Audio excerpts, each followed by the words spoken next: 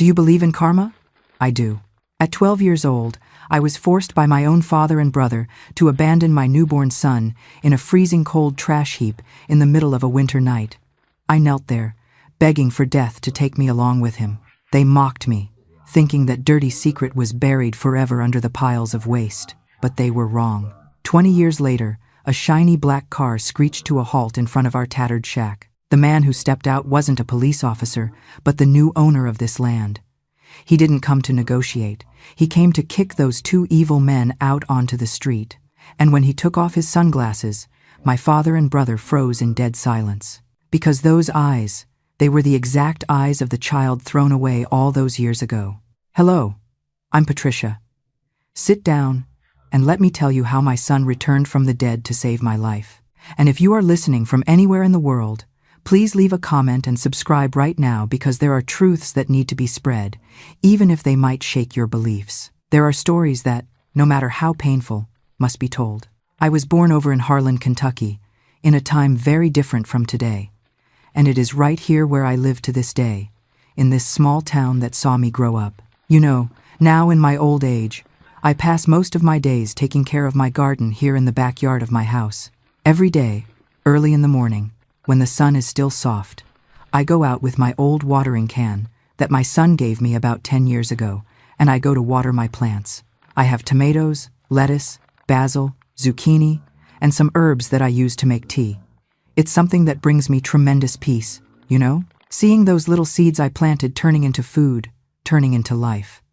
I started working on this garden when my son bought me this house in 1998. Before that, I had never had a little piece of land that was just mine. So, when I saw that backyard all empty, I thought, Patricia, you are going to make something grow here. And look, my dears, what a joy it is.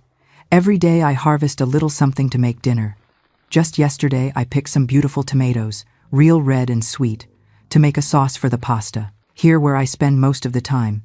It is simple, but it is my little corner. I have a small wooden table where I peel the vegetables, an old white plastic chair where I sit to rest when the sun gets too hot, and a long planter box that I made myself, stacking up bricks left over from a neighbor's construction job. The plants stand in a row like little soldiers, each one in its precise place. Look, my children, the story I am going to tell you is not easy. No, it is about a time in my life that I would prefer to have forgotten, but at the same time, it made me the person I am today. It is about how sometimes life tests us in a way that one thinks one won't handle, but in the end, God has plans that one doesn't understand in the moment. You are going to hear about a 2-year-old girl, who was me, who went through trials that no child should pass through. You are going to meet people who did terrible things, and you are going to see how life has a very particular way of settling scores. It is a story that involves a lot of pain, a lot of suffering, but also shows how hope can be born even in the darkest places. So, prepare yourselves, my dears, because I am going to take you back to the year of 1963, when I was still a little girl, living in a wooden shack right here in Harlan, in a time when the world was quite different from what it is today. It was a harder time, where children grew up very fast, and where certain things happened that today one can't even imagine. My dears, I'm going to take you now to the year 1963, when I was barely 12 years old and lived in a situation that nowadays you can't even imagine. In that time, here in Harlan, life was quite different. The town was growing, lots of people arriving from outside, but it still had that look of a village where everyone knew each other and families lived piled up in the poorest hollows. I lived in a shack made of old wood and rusted tin over in what is today the Pine Hills neighborhood. But in that time, it was just woods and a few scattered little houses. Our house was tiny.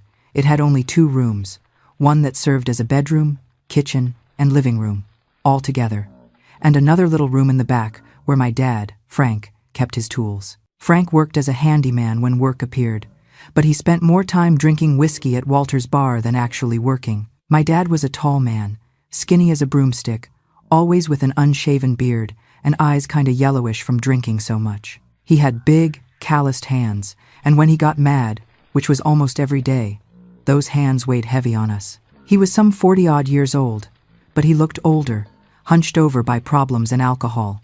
He was a bitter man who lived complaining about life, saying that the world had been unfair to him. My brother Wayne was 5 years older than me, a boy of 17, strong as an ox. He had taken after Dad in his brutishness and laziness.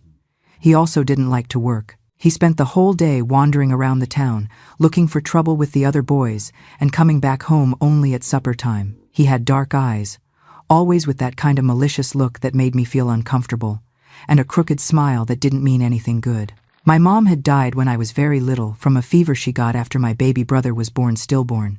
I barely remember her, just some blurry flashes of a woman with long hair rocking me. Since then, it was just me, my dad, and my brother, in that cramped little house, living however we could.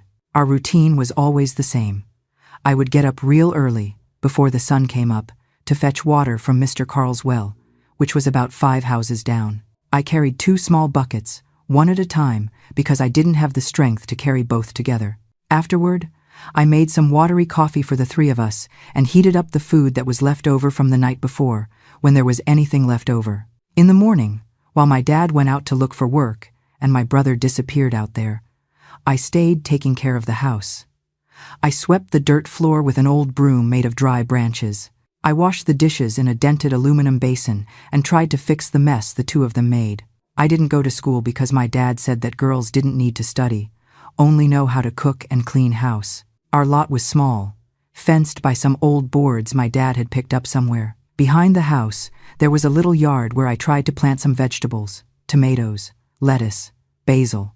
But the soil was bad and almost nothing ever grew well. Even so, I insisted because any little thing that grew there was extra food on our table. The other kids in the neighborhood didn't play much with me. I think their parents told them not to hang out with Frank's daughter, because everyone knew my dad was trouble. Even so, sometimes I played with Savannah, who lived 3 houses up, and with Timothy, a boy my age, who had come from West Virginia with his family. We played hopscotch on the dirt ground or hide and seek among the trees, or we would go pick fruit from the apple tree that was at Mr. Henry's house. But the hardest part of my childhood, my dears, began when I turned about 10. That was when my brother Wayne started paying me a different kind of attention. At first, it was just strange looks, then some comments I didn't understand well. He would say things like, "You're becoming a little lady now, Patricia," or "Soon you're going to be a pretty woman." I didn't like that. It left me with an ugly feeling in my stomach.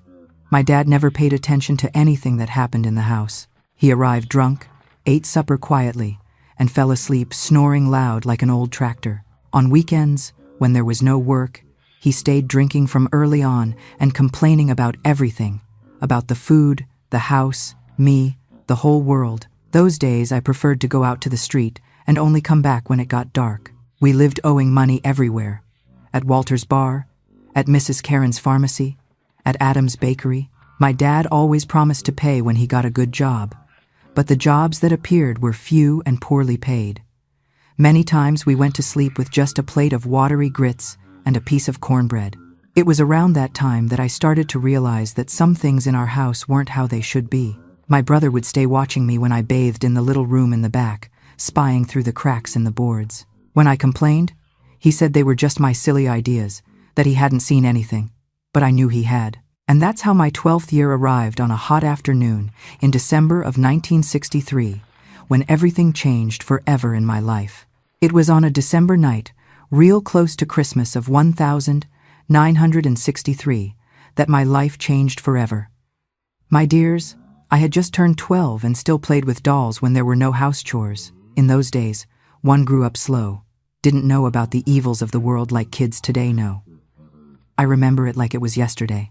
My dad had gone out on a drinking binge at a friend's house and said he would only come back the next day. It was a hot night, one of those December nights in Kentucky, where even the crickets stay quiet from so much heat. I was in the back room trying to sleep on an old cot when my brother Wayne came home earlier than usual. "Patricia," he called me quietly. "Come here, I brought you something." I got up curious, thinking it might be some candy or a piece of fruit he had picked up somewhere. But when I got to the living room, I saw his eyes were different, kinda glassy, and he smelled strong of whiskey. He had an expression on his face I had never seen before, a way of looking that made me want to run, but my legs wouldn't obey. "You're a little lady now, right, Patricia?" he said, coming closer. It's time you learned some things. I am not going to recount the details of what happened that night, my dears, because some pains are too big to share. What I can say is that when the sun came up the next day, I was no longer the same girl. Something inside me had broken forever, like a clay jar that falls on the floor and is never the same, even if you put all the little pieces together. My brother looked at me before going out to the street and said a phrase that remained etched in my soul like a hot iron. If you tell anyone, I'll kill you, and Dad will help me, because nobody is going to believe a lying girl like you. It is heartbreaking to imagine a child carrying such a heavy burden of silence and fear within her own home. But as dark as this moment is for young Patricia, it is not the end of her fight. In fact, her greatest test of survival is just around the corner, one that will change her life forever. I spent the following days like I was a ghost in the house. I couldn't eat well. Everything gave me nausea. I couldn't sleep because every time I closed my eyes, I went back to that terrible night. And the worst is that it wasn't just one time. Every time my dad left the house for a few hours, my brother came back with that look, and I knew what was going to happen. "It's our little secret," he would say afterward. "You like it, right, Patricia? That's why you don't tell anyone," but I didn't like it. God knows I didn't like it. I cried in secret, washed myself with cold water, trying to feel clean. I prayed again to the Lord to protect me, but it seemed like not even God was listening to me in those dark days. Maybe some of you listening to me right now are crying in the dark, feeling abandoned just like I was back then. Oh, my children, please don't lose hope.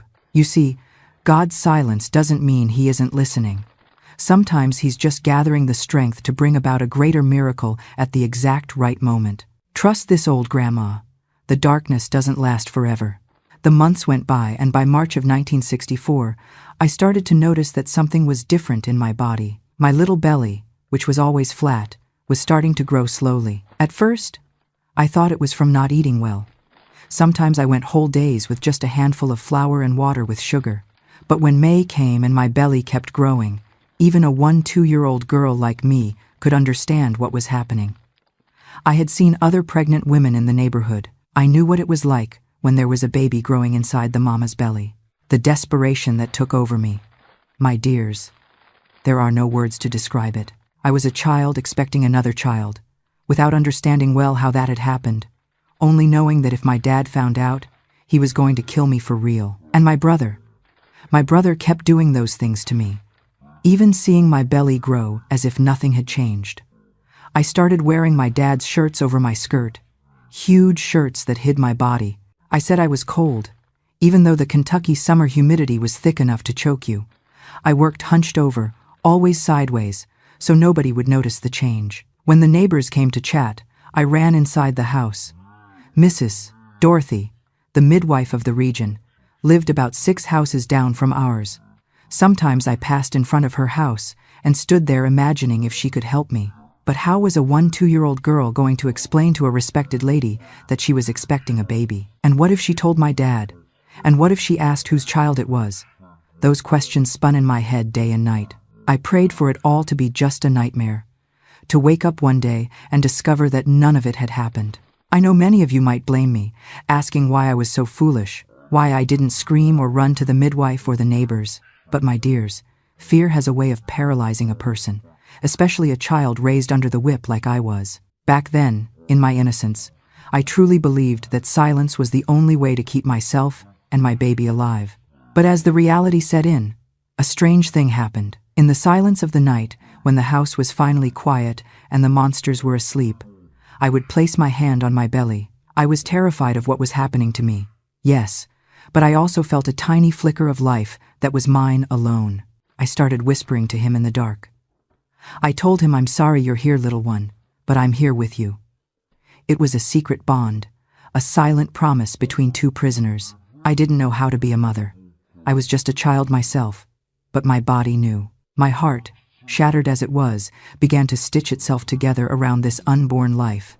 But the belly kept growing, and as much as I tried to hide it, it got harder every time. In September, already at the end of the pregnancy, I had my first strong pain.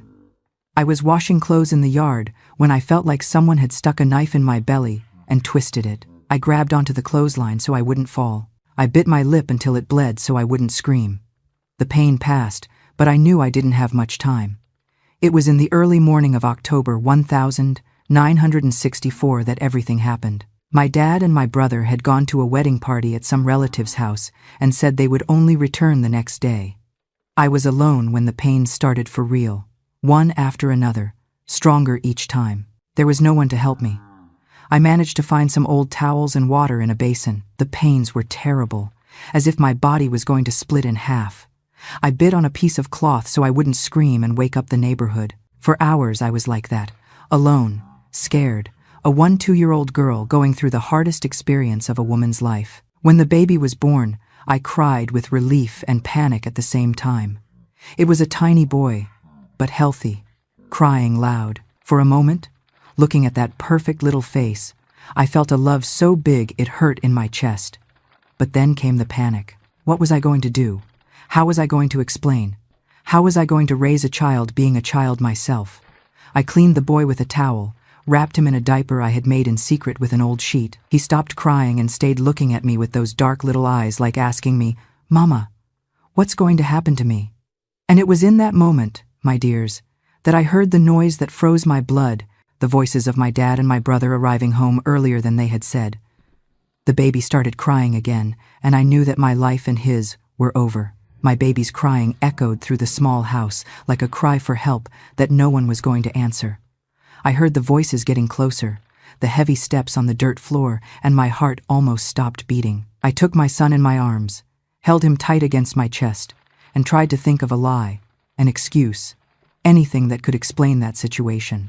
But when my dad and my brother appeared in the doorway of the little room, drunk and with red eyes, I knew there was no explanation in the world that was going to save us. You can almost feel the room shrinking as these two men cast their shadows over a defenseless mother and her newborn. The tension here is suffocating, but stay with us, because the cruel decision made in these next few seconds will haunt Patricia for the next 20 years. "What noise is that, Patricia?" my dad asked, stumbling. His voice came out slurred, mixed with the strong smell of whiskey that soaked his clothes. When he saw the bundle in my arms, his face changed completely. The drunkenness seemed to vanish in a moment, as if someone had thrown cold water on his head. "What is that you are carrying?" It's a baby, Dad," I managed to whisper, shaking like a green leaf in the wind. My voice came out so quiet it was barely heard. Wayne got closer, his eyes glued to the bundle of cloth I was holding. You could see his mind working, calculating, understanding what had happened. When he looked at me, in his eyes there was an expression I will never forget, a mixture of rage, fear, and something that even looked like satisfaction, as if he was happy to see that I had gotten myself into a problem worse than his. "Where did that boy come from, Patricia? How did a baby appear inside this house?" I couldn't answer. The words had died in my throat, drowned from so much fear. The baby cried louder and louder, as if sensing the danger that surrounded us, as if knowing that those men meant nothing good for him. My dad ripped the child from my arms with a brutality that made me scream. I grabbed his wrist, tried to stop him, but he shoved me away like I was a bug bothering him. He examined the boy's little face, held him like he was just any object, without any affection, any gentleness. The baby squirmed in those thick arms, crying even more desperately. "Answer now, you wretch!" he yelled, shaking me by the shoulders with his free hand. "Who is the father of this child? How did you get into this situation?" I looked at my brother looking for some sign, some clue of what he was thinking. Wayne stared at me and moved his head almost imperceptibly, his eyes sending a clear message. "If you open your mouth, you die." I remembered the threats, the words he had said to me. Nobody was going to believe a lying girl like me. And even if they believed, what were they going to do? What was going to happen to our family? How was I going to be able to raise that child alone, being a minor, without money, without anything? I don't know, Dad. I lied, feeling every word come out of my mouth like it was ground glass. It was a boy from town. I don't even know his name well. It happened only once. The lie came out of me like it was the truth, because in that moment, I needed to protect my son however I could. I thought that if I invented a story, maybe they would accept the child. Maybe they would let me raise my boy in peace. Maybe they would even feel pity for me, a girl who had been tricked by some shameless boy. But I was wrong, very wrong. "A bastard," my dad spat the words like they were poison, shaking the baby without any care. "You brought a bastard into my house. Do you know what situation we are in? Do you know how much money we owe?" He started walking through the small house, gesturing with one hand and holding my son with the other in an agitation that left me terrified. "Walter is collecting for the drinks. Mrs. Karen wants the money for the medicines. Adam won't give us credit for bread anymore. We owe the whole town, living in need like stray dogs, and you come bringing me another mouth to feed." "Dad, please," I begged, getting up from the bed, stumbling, still sore from the recent birth. I extended my trembling arms toward my son, trying to get closer. "I'll work more. I'll do whatever you order me. I'll stay up late, picking up things to sell, but let him stay. He's small, he eats little. He won't cause problems. He won't cause problems." Wayne let out a dry laugh, a laugh without joy that echoed off the wooden walls of the house. "Kids always cause problems, Patricia, and expenses too.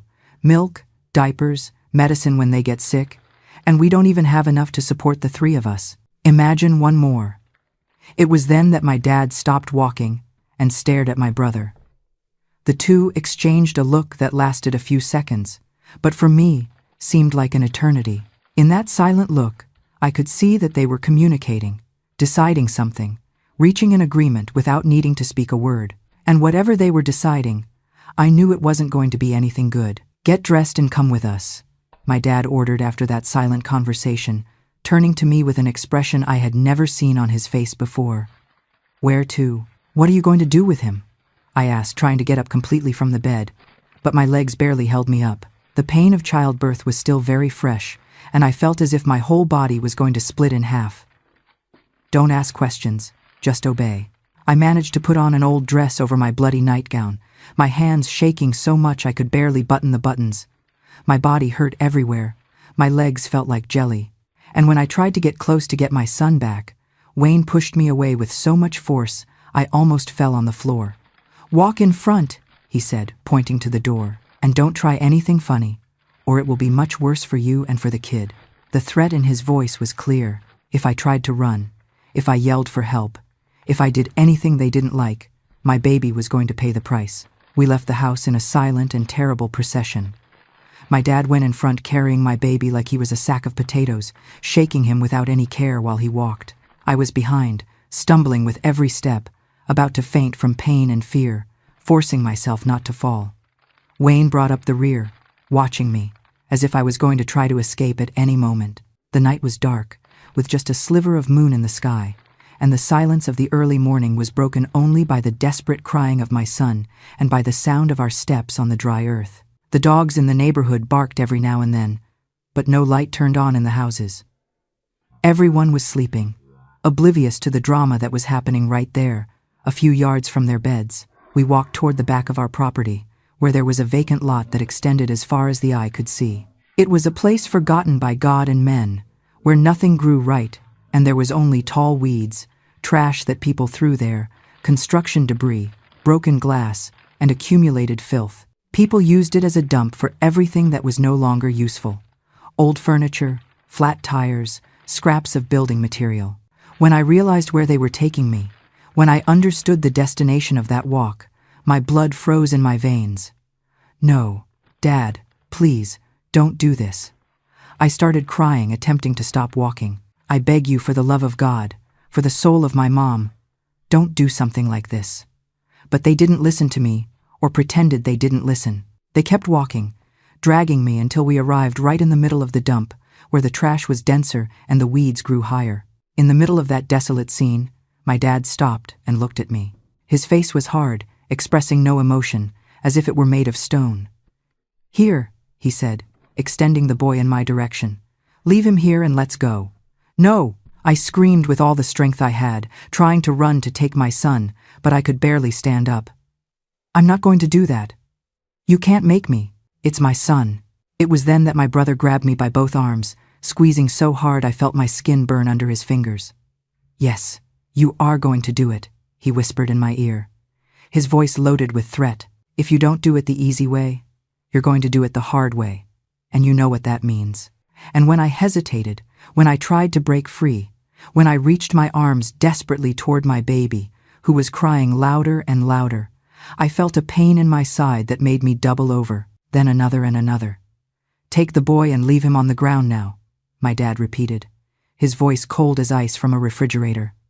I didn't want to. "Please, don't judge me as cruel, my children. For a mother to leave her own child with her own hands, that feeling is worse than death itself." But in that moment, I just thought, better to leave him there, praying that the Lord might send someone to find him, than to keep him in that house of demons where both of us would surely be killed. My whole being screamed, no, that this was wrong, that a mother doesn't abandon her child, that I preferred to die before doing that. But between the pains in my body, the weakness of the recent birth, and the threats of the two men in my family, I had no choice. I had no strength to fight. I had nowhere to run. I had nobody in the world who could help me. With my hands shaking like a leaf in the wind, I took my boy in my arms one last time. I looked good at that perfect little face.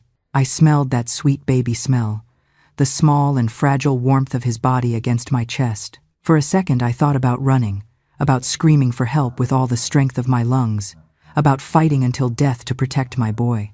But I was alone.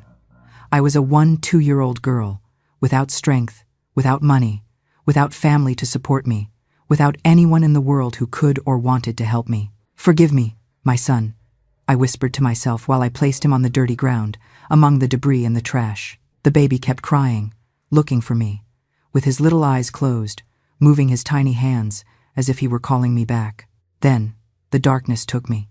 I passed out wishing I had died with him. It is impossible to judge a 12-year-old girl forced into such an unthinkable nightmare by the very people meant to protect her. But while Patricia believes this is the tragic end of her son's story, fate has a very different plan in store, one that won't be revealed until decades later. Don't go anywhere. The tables are about to turn. The last thing I remember is having fallen to my knees on that filthy ground, listening to my son's crying mixing with the sound of the wind in the tall weeds. When I woke up, the silence of the house was heavier than a tombstone. It was morning, and the sun was mocking me, shining through the window as if the world hadn't just ended. For a fleeting second, my mind protected me, pretending it was just a nightmare. But then, the physical pain hit me, a sharp, throbbing ache in my womb and the damp, copper smell of blood on the sheets. My arms felt impossibly light, empty in a way that made my chest scream. I didn't just remember. I felt the absence of my son like a missing limb. Ignoring the agony that tore through my body with every movement, I forced myself up. I didn't run. I crawled. I stumbled, driven by a desperation that wasn't human. I ran to the dump, stumbling. I dug through the trash and weeds with my bare hands. I searched in every little corner, in every hole, under every piece of rubble, but my son had disappeared. He was no longer there. For 20 years, my dears, 20 long years that seemed like a whole lifetime, I carried the guilt and the pain of that day like a stone in my chest. Every night, before sleeping, I asked myself the same questions that tortured me. Did he die of cold that first night? Of hunger? Of thirst? Or did some kind soul find him and take care of him? Did he grow up somewhere, wondering who was the mom that abandoned him? Those questions hammered in my head day and night, gnawing at me inside like a moth, without giving me a minute of peace. How did a tiny newborn, wrapped in nothing but a thin rag, survive that frosty winter night? To this day, I still ask myself the same thing. It could only have been the hand of God, or perhaps the boy's own fierce will to live that kept him warm. There are some miracles, my dears, that neither science nor human reason can ever explain. 20 years dragged on like an eternity, my dears. 20 years that seemed to last a whole life. Every day, same as the one before. Every sunrise, bringing the same pain in the chest, the same feeling of emptiness that never passed. I had turned into a woman of 33 years, but inside I was still that 2-year-old girl, who had lost her son in such a cruel way that sometimes I doubted it had really happened. During all that time, I kept living in the same wooden shack with my dad and my brother. The house had aged along with us. The boards were more crooked, the tin on the roof had more holes, and the rain came in everywhere when it rained hard. It seemed that even the walls held the sadness of all those years. I learned to become invisible, I built a fortress inside my mind where Frank and Wayne couldn't reach. While my hands scrubbed floors until they bled or washed other people's clothes, my spirit was far away, walking through a field of imaginary flowers with a faceless boy holding my hand. I stopped looking in the mirror because I couldn't bear to see the hollow woman staring back. I became a ghost in my own life, functioning on autopilot, surviving on crumbs of hope that I was too afraid to even name. People in town looked at me with pity, or worse, indifference.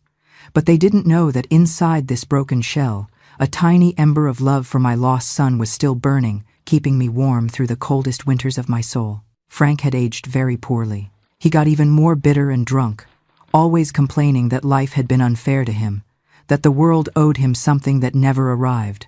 His back hunched from carrying so much weight in construction. His hair turned completely white, and he developed a cough that never stopped, especially in the morning. Even so, he kept drinking like a desperate man and treating me like I was his servant, never forgetting to remind me that I was a shame to the family. Wayne, who was now 37, had transformed into a man that was pitiful to see.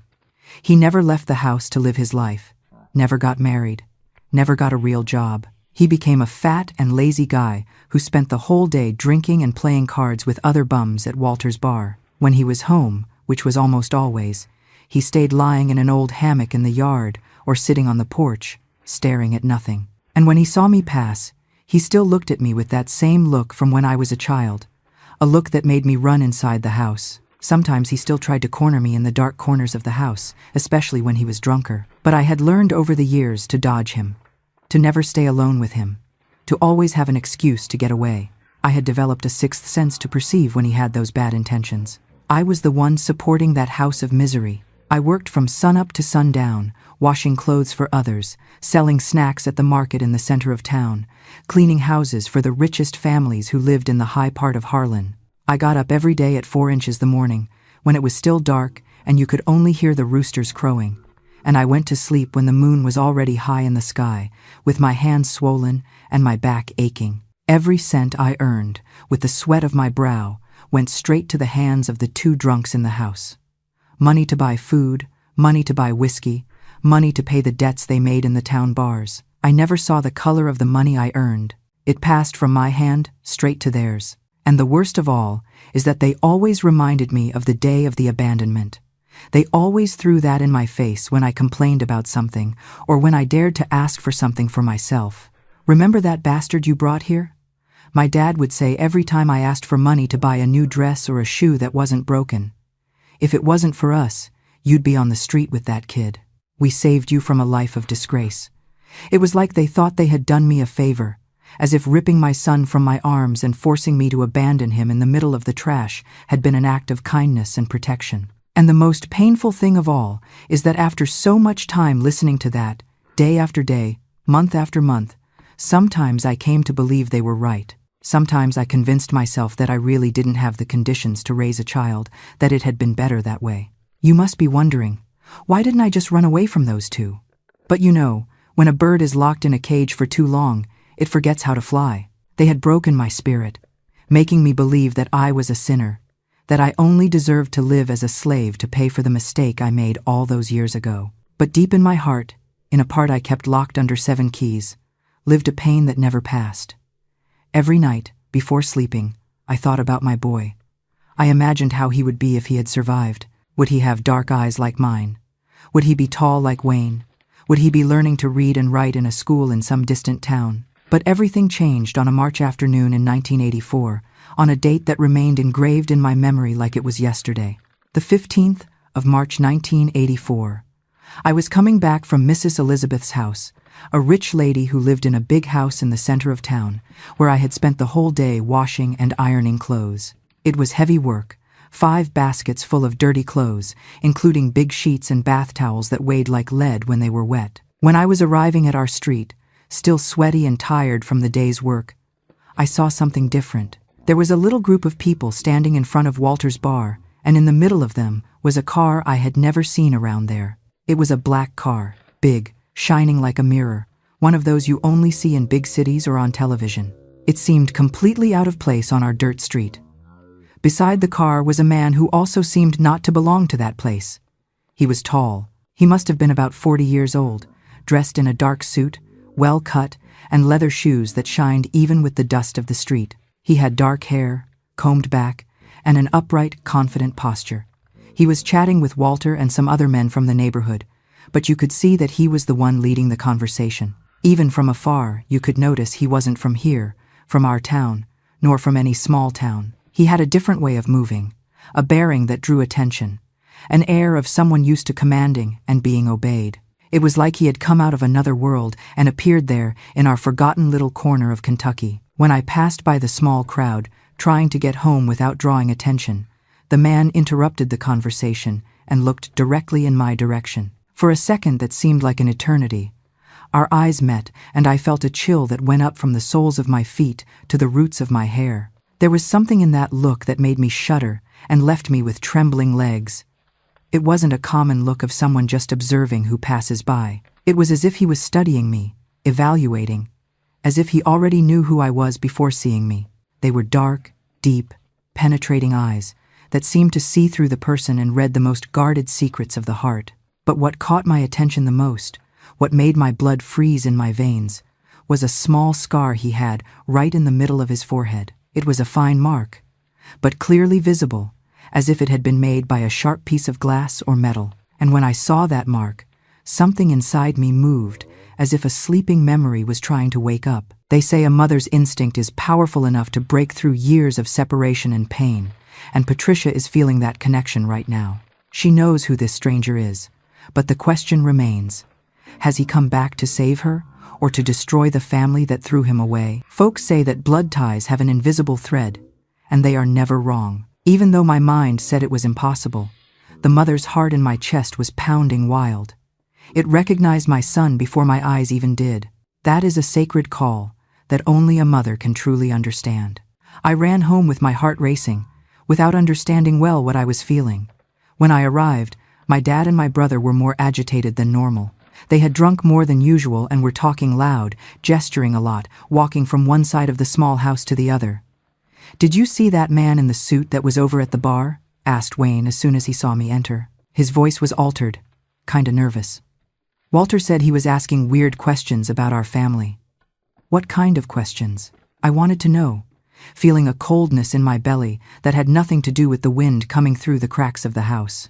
"Questions about you. About that time," answered my dad, but he avoided looking me in the eyes. For the first time in a long time, he seemed genuinely worried. He asked if we had had any child here in the house about 20 years ago, if he knew of any woman in the region who had given birth around that time and done something with the child. My world stopped completely in that moment. I felt as if the floor had disappeared beneath my feet, as if the roof was going to fall on my head. My legs got weak, and I had to lean on the wall so I wouldn't fall. "What? What did you answer?" "We lied, of course," said Frank. But for the first time in 20 years, I saw true fear in his eyes. The same man who always spoke loud and threatened me was afraid of a stranger in a suit. I told him there was never any child here, that you never had a son, that you were always single. "And he believed you?" "I don't know," answered Wayne, running his hand through his sweaty hair. "He didn't speak much, just thanked us for the information, and left. But he left money for Walter, a lot of money. Throughout that whole night, while the two of them snored drunk in their corners of the house, I couldn't sleep a wink. I spent it tossing and turning on my straw bed, thinking about that man, about those eyes that seemed to know me, about that strange scar on his forehead. Could it be possible? Could it be that after so much time, so many years of pain and guilt, my son had survived that terrible night? Could it be that someone with a good heart had found him in that dump and decided to raise him as a son? Could it be that he had grown up, become a successful man, and now was looking for me? Or could it be something completely different? Could it be some policeman investigating an old crime? Could it be that someone had told the story and now there was going to be trouble for us? The hours dragged by, and I alternated between hope and despair, between dreaming of a reunion and having nightmares of a prison. The next morning, real early, before the sun came up completely, I left the house and went straight to Walter's bar. I found him sweeping the front of the establishment, as he always did every morning. "Mr. Walter," I said, trying to control the anxiety that made my voice shake. "That man from yesterday. Can you tell me who he was?" What did he really want? He stopped sweeping and looked at me with a serious, worried expression. Patricia, my child, that business isn't for you to get into. That man didn't seem to be a person to play with. He had something in his look that even scared me. But what did he want? Please, tell me. I need to know.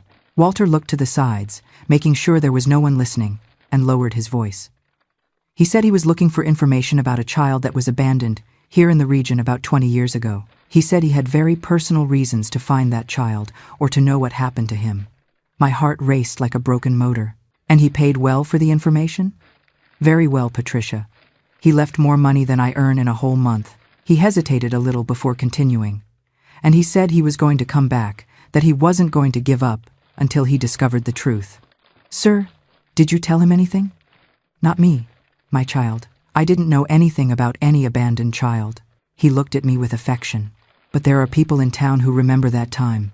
Patricia, there are people who saw you pregnant, even though you tried to hide it. There are people who heard comments, who suspect things. I returned home with my head spinning like a top. Could it be my son, looking for the mom who abandoned him? Did he want to meet me? Or did he want revenge? Did he hate me for having left him in the trash? Or did he understand that I had no choice? That night was the longest of my life.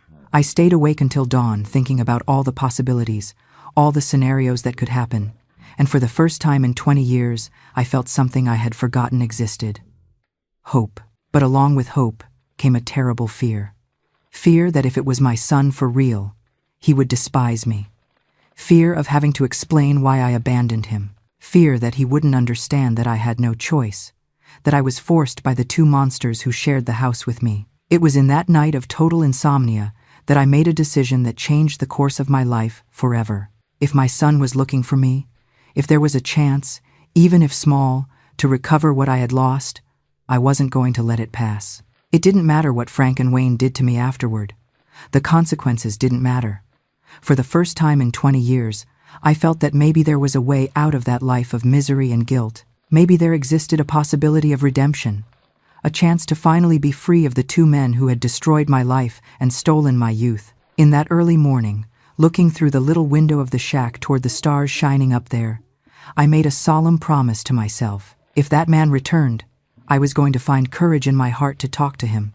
I was going to tell the whole truth, even if that meant confronting the demons of my past and facing the rage of the two tyrants who controlled my life.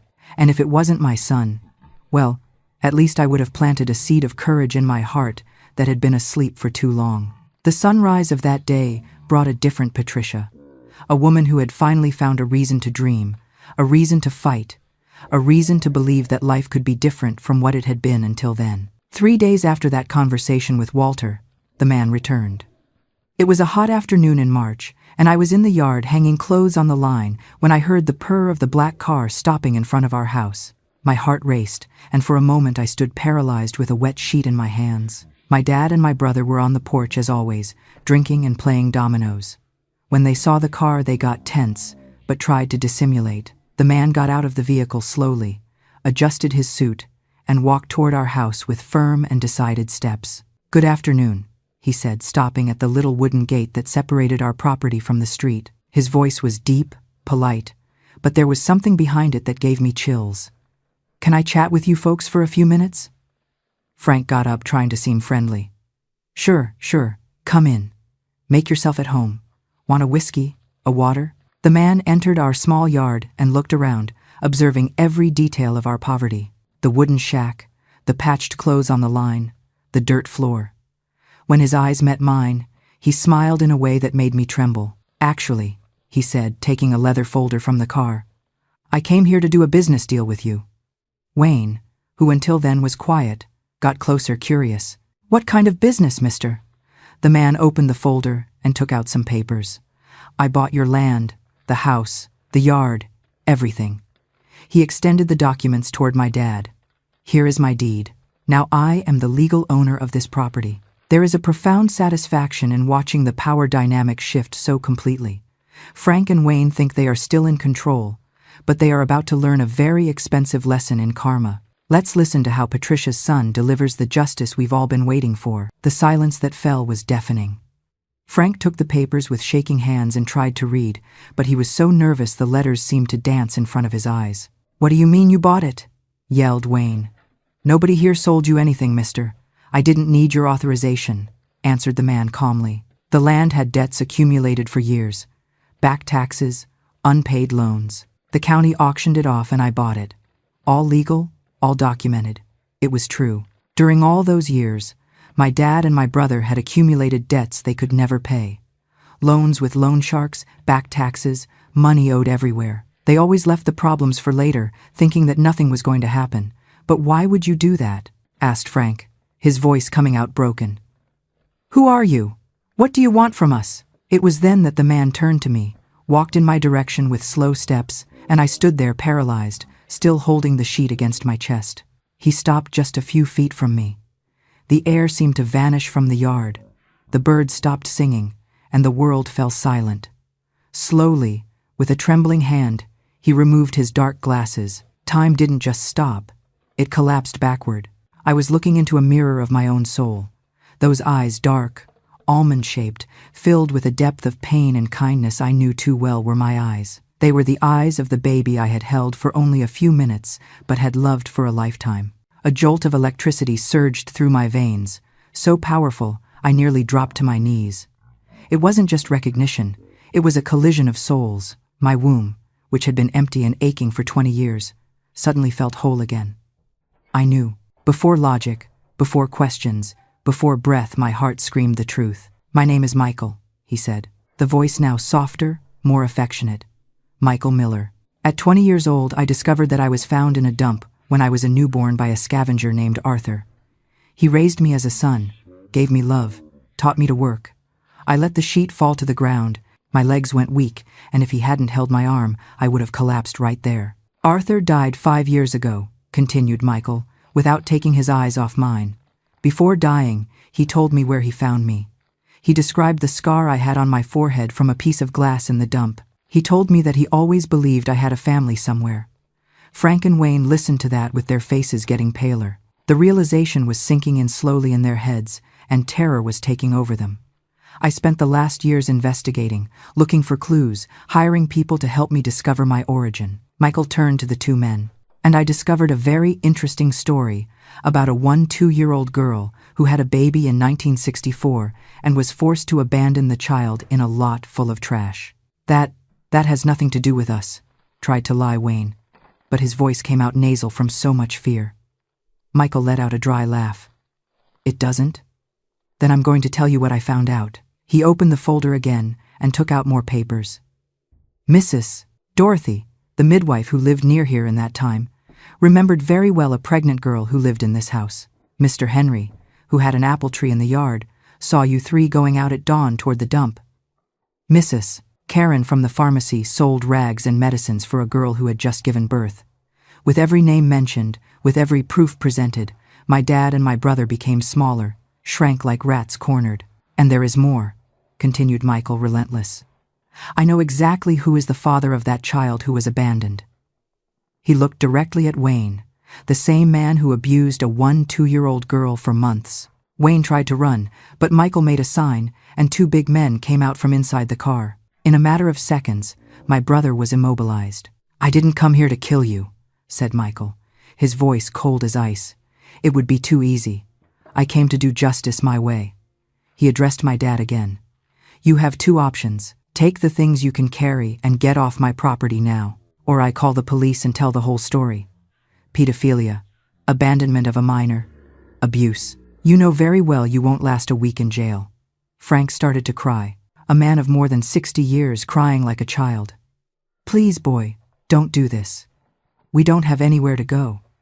"You should have thought of that 20 years ago," answered Michael, without mercy. "You have 1 hour to gather your things and disappear from my sight." It was then that he turned to me, and all the hardness of his face undid itself. "You are coming with me, Mom. Your life of suffering is over." After a lifetime of darkness, Patricia finally steps into the light she deserves, proving that resilience eventually finds its reward. It is a beautiful ending to her struggle, but her journey of healing is just beginning. Let's see how she rebuilds her life in peace. I couldn't speak, couldn't process everything that was happening. 20 years dreaming of that moment, 20 years imagining how it would be to reunite with my son. But I never imagined it would be like this, that he would return as a powerful man to save us. How? How did you get all this? I asked, my voice coming out in whispers. Arthur taught me that intelligence is worth more than strength, he explained, taking my hand delicately. He put me in school, encouraged me to study. I got a scholarship, graduated in engineering, started a construction company in Lexington. Today I have more than 200 employees. He pointed to the two men who still seemed not to believe what was happening. For years they lived off your work, your sweat, your sacrifice. Today, that ends. He didn't raise his voice. He didn't need to. His authority was a quiet storm that terrified them more than any shouting match could. I looked at Frank and Wayne, men who had seemed like giants of terror to me for so long, and suddenly, they looked small, pathetic. Stripped of their power over me, they were nothing but empty husks. Michael wasn't just buying a house. He was reclaiming my dignity. He was the answer to every silent prayer I had wept into my pillow for 2 decades. Justice had finally arrived, wearing the face of the child they tried to throw away. In less than an hour, Frank and Wayne had gathered their few belongings in an old suitcase and left the property. I saw the two go on foot down the dirt road, carrying the luggage with no certain destination. For the first time in life, they were the ones who were lost, without a home, without protection. I don't feel pity, said Michael, seeing my expression. They had 20 years to change, to ask for forgiveness, to treat you with dignity. They preferred to keep being the monsters they always were. Watching them walk away like that, strangely enough, my heart felt light. No hatred, but no pity either. I'm not being mean, my dears, but life has a way of being fair. There are some people who have used up every single chance to be decent that the good Lord gave them, and now it was finally time for them to pay the price. That same afternoon he took me to Lexington. During the trip he told me his story, how Arthur found him crying among the debris, how he raised him with love and affection, how he studied and triumphed in life. He also told that he always knew that one day he would return to settle scores with whoever abandoned him. I didn't know you had been forced, he told me, holding my hand while he drove. I thought you had abandoned me for not wanting me. Only today, seeing the way they treated you, I understood that you were also a victim. When we arrived at his house in Lexington, a big, beautiful house with a garden and pool, I cried all the tears I had kept for 20 years. I cried of relief, of happiness, of gratitude for having my boy back. You will never suffer need again, he promised me. No one will ever humiliate you again. Starting today, you are my mom, and I am going to take care of you like you deserve. It was like that, my dears, that after 20 years of suffering, life gave me back what it had taken from me in such a cruel way. My son had returned, not as the helpless baby I lost, but as a strong, successful man, capable of protecting the mom who had suffered so much. And for the first time in 2 decades, I could sleep in peace, knowing I was safe, that I was loved, and that I would never again be alone in the world. Today, my dears, at my 74 years, I am here sitting on the porch of my little house in Harlan, looking at my garden that I love so much, and I can say that life gave me a second chance I never thought I would deserve. After Michael took me to Lexington in 1984, I spent 14 years living with him in a beautiful, big house, with everything a person can dream of. He treated me like a queen, my dears. I never had to do heavy work again. No one ever humiliated me again. I never suffered need again. He insisted on giving me everything good and the best. In 1987, Michael married a wonderful girl named Sarah, daughter of a rancher from Frankfurt. A polite, affectionate girl who received me as a mom from the first day. With her, my son had 3 beautiful children. Michael Jr., who today is 35 and is a doctor in Chicago, Emily of 32, who is a lawyer and lives here in Lexington, and the youngest Jason of 28, who followed the dad's path in engineering. But, do you know what happened? In 1998, when I was 47, I started to feel a tremendous homesickness for my homeland. Lexington was pretty, it was modern, it had everything, but my heart asked for Harlan, asked for the simplicity of that small town where I had been born and grown up. Michael worried at first. Mom, you don't want to live with us anymore. Did we do something wrong? But it wasn't that. It was just the call of the land, you know? That desire to return to the place where one came into the world. That was when he had the most beautiful idea. He bought me a simple and cozy little house here in the Cedar Grove neighborhood, 2 blocks from the town square of Harlan. A small 3-bedroom house with a big yard where I could make my dream garden. It is for you to have your independence, but always knowing you have a family that loves you, he said the day he handed me the key. And here I am for 27 years living the best stage of my life. I get up every day at 5 inches the morning, make my coffee real strong, and go take care of my plants. I have a little of everything: tomatoes, lettuce, basil, zucchini, squash, potatoes, and the herbs like peppermint, rosemary, and lemon balm. When someone in the neighborhood has a cold, they come here to get a little tea. My routine is simple and leaves me in peace. In the morning, I take care of the garden and the house. In the afternoon, I sit here on the porch with my knitting, and I go making tablecloths and rugs to gift my grandkids and neighbors. On Tuesdays and Thursdays, the friends come here to chat and drink coffee. Mrs. Margaret, who is 80, Mrs. Betty of 78, and Mrs. Alice, who is young, only 65. Michael comes to visit me every month. He always brings Sarah and sometimes their children. Michael Jr. already gave me 2 beautiful great-grandkids, Mason of 8 years old and Harper of 5. They are the joy of my life. When they come here, they stay running in the yard, help me water the plants. They want to know the story of every vegetable I plant. Emily hasn't married yet. She says she hasn't found the right man, but she is a hard-working girl. She has her law office and takes care of herself very well. She always calls me on the phone, sends me messages on the cell phone that Michael gave me. Jason got married last year to a girl from Cincinnati, and they already told me I'm going to be a great-grandmother next year. You know something that moves me a lot? Michael never forgot to honor the memory of Arthur, the man who saved him in that dump. Every year, on the day he found him, he goes to the cemetery in Lexington to bring flowers to the old man's grave and always tells me, "It was him who taught me everything. Mom, he taught me to work, to study, to be a good man." When I think about my life, my dears, I see how God moves in mysterious ways. Those 20 years of suffering, those dark days I thought would never pass, were preparation for this joy I live today. If I hadn't gone through all that, maybe I wouldn't know how to value the peace I have now. My dad Frank died in 1,995 inches, a nursing home in Bowling Green, alone and forgotten. My brother Wayne died 3 years later, also alone. They say from cirrhosis of the liver. When Michael found out, he showed neither joy nor sadness, just said, "Everyone reaps what they sow, Mom." Today, when I lie down in my little bed every night, I give thanks to God for the life I have. I give thanks for having my son back, for the wonderful grandkids, for the little house that is mine, for the garden that gives me joy, for the friends I have, for the health I still keep. Sometimes, I pass by the lot where our old house used to stand. Today, it is a mini-mart owned by Mr. Paul. You might wonder if I hate them for what they stole from me. But hate is too heavy a burden to carry when you have been blessed with so much love. I don't feel rage anymore. I look at that empty lot, and I feel a profound peace. I realize that while they broke my heart, they couldn't break my spirit.